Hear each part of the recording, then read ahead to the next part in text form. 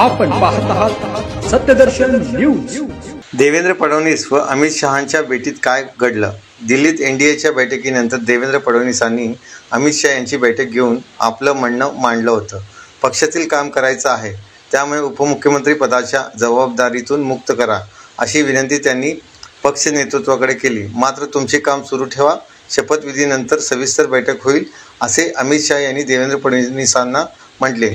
देवेंद्र फडणवीस यांनी गुरुवारी रात्री आणि शुक्रवारी दुपारी अशा 2 वेळा केंद्रीय गृहमंत्री अमित शहा यांची भेट घेतली।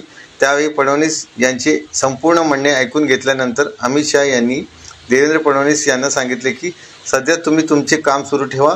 नरेंद्र मोदी यांच्या शपथविधी झाल्यानंतर आपण महाराष्ट्राबाबत सविस्तर चर्चा करून निर्णय करू।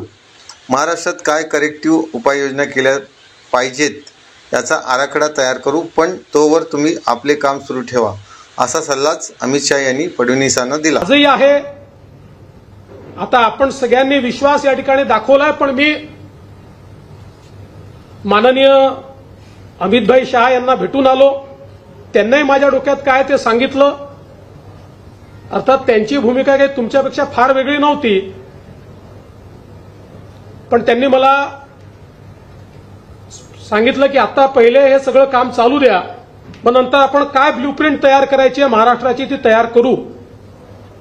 आणि त्यामुळे कुठल्याही परिस्थितीत, म्हणजे याही किंवा त्याही किंवा कुठल्याही परिस्थितीमध्ये 1 मिनिट देखील मी शांत बसणार नव्हतो आणि बसणार नाहीये। सांगितलं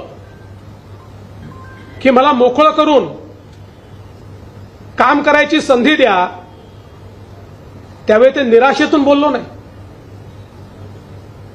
देवेंद्र फडणवीस हा पळणारा व्यक्ती नाही आहे, हा लढणारा व्यक्ती आहे।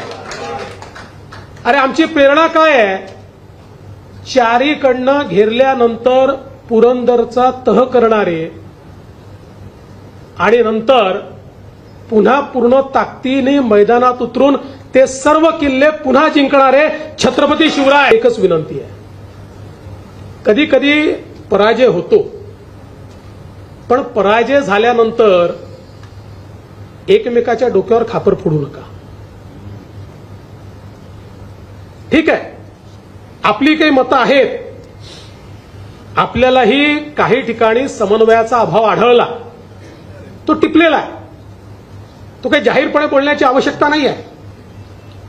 जो समन्वयाचा अभाव आपल्याला दिसलेला आहे त्या पक्षाच्या नेत्यांना मी सांगणार आहे की या मतदारसंघात या आमदाराच्या घेतात, या आमदाराकडे आम्हाला त्या ठिकाणी समन्वयाचा अभाव दिसला।